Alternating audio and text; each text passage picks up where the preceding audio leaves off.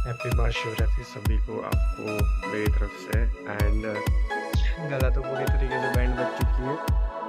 सब लोग तो चले गए मंदिर और मुझे घर पे अकेला छोड़ के गए, क्योंकि लास्ट उठा था तो उसकी वजह से सब लोग मंदिर जल्दी चले गए और मैं घर पे रह गया। वही मैं बाद में चला जाऊँगा। सो द मोटिव इज, घर पे मैं को इसलिए छोड़ के गए ताकि मैं घर का काम कर सकूँ। सो करना तो पड़ेगा, because I don't have any other option, that's the reason. So hope कि आज दिन अच्छा जाए जॉब पे भी एंड घर पे भी, बिकॉज ऐसा कोई दिन नहीं होता है जो अच्छा नहीं जाता।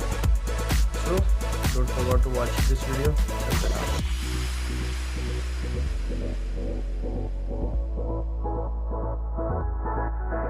आज महाशिवरात्रि है और आप भी गए अपने जॉब पे।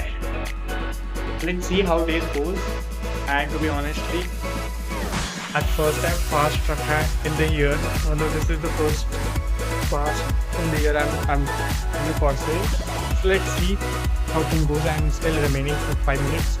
So wish me luck for my job day. And अभी तक वो केस सॉल्व नहीं हो रहा, अभी करना। Let's see.